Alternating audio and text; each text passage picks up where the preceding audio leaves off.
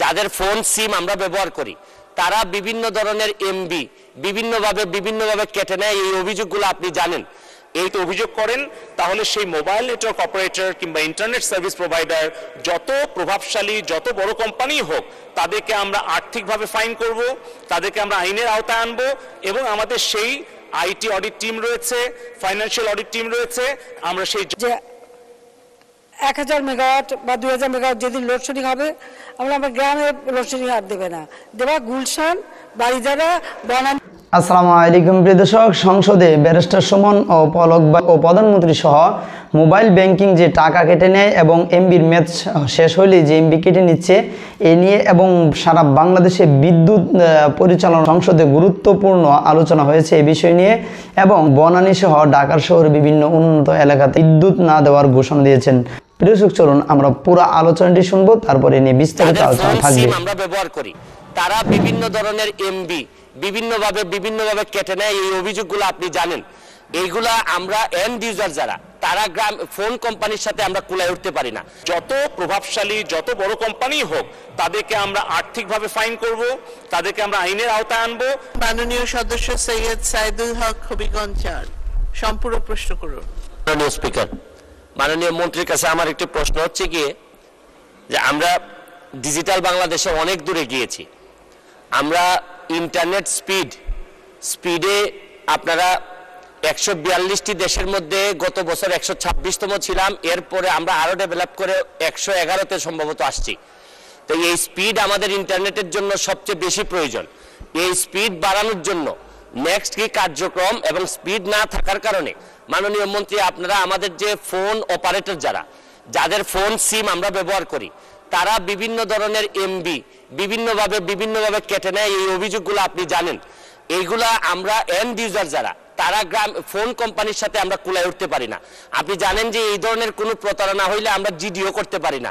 এই ব্যাপারে আমরা আপনারা সরকার থেকে আমাদেরকে প্রোটেকশন দেওয়ার জন্য আপনাদের কোনো এক্সপার্ট প্যানেল আছে কিনা এটা একটু জানতে চাই মাননীয় মন্ত্রী। ধন্যবাদ। ধন্যবাদ মাননীয় সদস্য। মাননীয় মন্ত্রী। ধন্যবাদ মাননীয় স্পিকার। মাননীয় স্পিকার, মাননীয় সংসদ সদস্য মহোদয় 3টি বিষয়ের অবতারণা করেছেন, খুব গুরুত্বপূর্ণ। প্রথমত হচ্ছে যে আমাদের ইন্টারনেটের স্পিড। আমি আনন্দের সাথে বলতে পারি যে বাংলাদেশে ইন্টারনেটের যে ব্যয় মূল্য এটি পৃথিবীর অন্যতম সস্তা দামে আমরা ইন্টারনেট কিনতে পারি, যার অবদান আমাদের মাননীয় প্রধানমন্ত্রী জননেত্রী শেখ হাসিনার এবং মাননীয় আইসিটি উপদেষ্টা সজীব ওয়াজেদ জয়ের। কারণ আজ থেকে 15 বছর আগে বাংলাদেশে ইন্টারনেট ব্যবহারকারীর সংখ্যা ছিল মাত্র 50 লাখ মাননীয় স্পিকার, এবং তখন ইন্টারনেট পার এমবিপিএস এর দাম ছিল 85,000 টাকা এবং ঢাকার বাইরে কোনো ব্রডব্যান্ড কানেক্টিভিটি ছিল না। মোবাইল নেটওয়ার্ক তখন, এখন যেই 5th জেনারেশনে আমরা আছি এটা কিন্তু 2nd জেনারেশনে ছিল, অর্থাৎ মোবাইলে আমরা ইন্টারনেট ব্যবহার করতে পারতাম না। সেইখান থেকে কিন্তু এখন ইন্টারনেট আমরা পার এমবিপিএস 50 টাকায় নামিয়ে আনতে পেরেছি এবং বাংলাদেশি ইন্টারনেট ব্যবহারকারীর সংখ্যা 13 কোটিতে উন্নীত করতে পেরেছি এবং ঢাকা থেকে বিভাগ, জেলা, উপজেলা হয়ে এখন ইউনিয়ন, এমনকি আপনি যদি প্রত্যন্ত চর কিংবা দ্বীপ কিংবা পাহাড় যেখানেই যান বাংলাদেশের 98% ভূখণ্ড এখন 4th জেনারেশন মোবাইল নেটওয়ার্ক আওতায় এসছে। এখন 19 কোটি সিম ব্যবহারকারী। কিন্তু এই যে মোবাইল ফোনের যে বিপ্লব, ইন্টারনেট ব্যবহারের যে বিপ্লব, এটি কিন্তু সম্ভব হয়েছে মাননীয় প্রধানমন্ত্রী জননেত্রী শেখ হাসিনার দূরদর্শী নেতৃত্বের ফলে। 2008 সালে যখন ডিজিটাল বাংলাদেশের ঘোষণা দেওয়া হয় তখন কিন্তু এই মোবাইল ব্যবহারকারীর সংখ্যা, ইন্টারনেট ব্যবহারকারীর সংখ্যা অত্যন্ত নগণ্য ছিল। সেখান থেকে আমরা এসেছি এবং 1998 সালে যখন মাননীয় প্রধানমন্ত্রী মোবাইলের মনোপলি ভেঙে দিয়ে 4টি কোম্পানিকে উনি লাইসেন্স প্রদান করেন, তার ফলেই কিন্তু আজকে আমরা এই মোবাইলের সম্প্রসারণ এবং সাধারণ দরিদ্র মানুষের কাছে স্বল্প মূল্যে মোবাইল ফোন এবং ইন্টারনেট পৌঁছে দিতে পেরেছি। দ্বিতীয় যে অংশটি হচ্ছে যে আমরা গতকালকেই আমরা আমাদের বাংলাদেশ টেলিযোগাযোগ নিয়ন্ত্রণ কমিশনের উদ্যোগে আমরা একটি গণশুনানির আয়োজন করেছিলাম, যেখানে ফিজিক্যাল এবং ডিজিটাল মাধ্যমে 3000 জন প্রশ্ন জমা দিয়েছিলেন। 3 ঘন্টা ব্যাপী আমরা শুনানি করেছি। সেখানে আমরা এই মোবাইল নেটওয়ার্ক অপারেটরদেরকে ইন্টারনেট সার্ভিস প্রোভাইডারদেরকে আমরা কিন্তু জবাবদিহিতার কাতারে এনেছি, সরাসরি গ্রাহকদের প্রশ্নের সম্মুখীন করেছি এবং আমরা সমাধানের পথও দিয়েছি। এবং তৃতীয়ত যেটা আমি বলবো যে আমাদের যে ভবিষ্যতে যে পরিকল্পনা, সেখানে অবশ্যই যে কোনো গ্রাহক, তিনি সংসদ সদস্য হন অথবা সাধারণ একজন নাগরিক হন, কৃষক হন, শ্রমিক হন, তারা যদি আমাদের বিটিআরসিতে অভিযোগ করেন, তাহলে সেই মোবাইল নেটওয়ার্ক অপারেটর কিংবা ইন্টারনেট সার্ভিস প্রোভাইডার যত প্রভাবশালী, যত বড় কোম্পানি হোক, তাদেরকে আমরা আর্থিকভাবে ফাইন করব, তাদেরকে আমরা আইনের আওতায় আনবো এবং আমাদের সেই আইটি অডিট টিম রয়েছে, ফাইন্যান্সিয়াল অডিট টিম রয়েছে।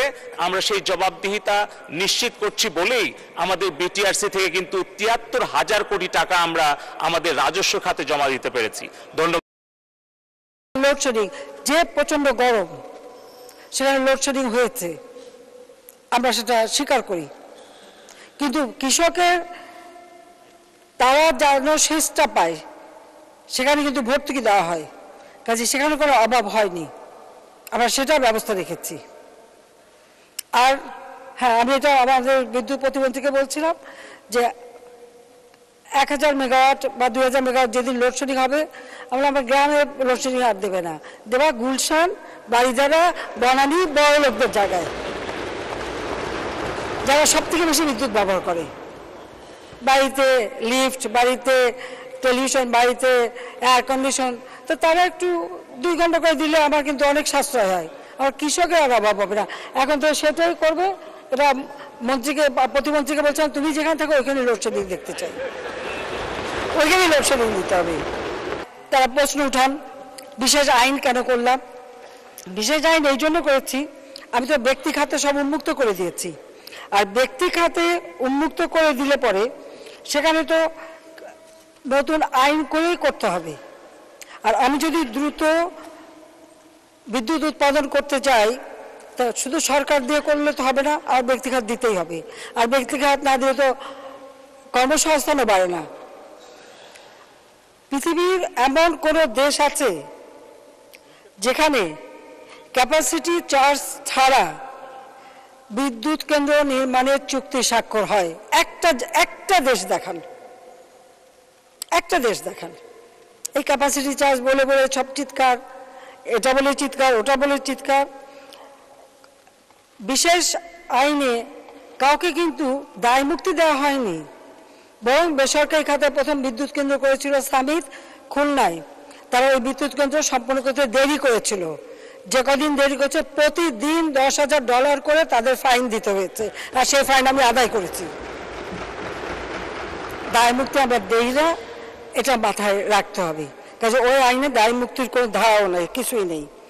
দায় মুক্তি কি, কেউ যেন মামলা করতে না পারে, আর বিদ্যুৎ কেন্দ্র বন্ধ করে দিতে না পারে, আবার কাজ বন্ধ করতে না পারে। কারণ একটা দেশের উন্নয়ন করতে হলে সবথেকে বেশি প্রয়োজনটা কি? প্রয়োজনটা হচ্ছে যোগাযোগ ব্যবস্থার উন্নয়ন, বিদ্যুৎ দেওয়া। আমি যদি বিদ্যুৎ দিতে পারি। প্রিয় দর্শক, আপনারা শুনছিলেন জুনায়েদ আহমেদ পলকের মুখ থেকে যে বাংলাদেশে ইন্টারনেট ব্যবস্থা এবং যত সিম কোম্পানি আছে তাদের যে এমবি এবং টাকার মেয়াদ শেষ হয়ে যাওয়ার পরেই যে টাকাগুলো কেটে নেয়, এইটার সুব্যবস্থা করার জন্য কিন্তু উদ্যোগ নিয়েছেন। এবং জননেত্রী প্রধানমন্ত্রী শেখ হাসিনা গ্রামের যারা কৃষক আছে তাদেরকে কারেন্ট দেওয়ার তিনি কিন্তু এই উদ্যোগ নিয়েছেন, এবং যারা গুলশানে থাকে তাদেরকে কিন্তু কারেন্ট না দেওয়ার ঘোষণা দিয়েছেন। অর্থাৎ তাদেরকে গুলশানে কে থাকে সেটাই হলো আমাদের প্রশ্ন। আসলে গুলশান বড় লোকরা থাকে, বড় লোকদের মধ্যে আরেকজন মানুষ কিন্তু থাকে, কে থাকে আপনাদের কাছে প্রশ্ন।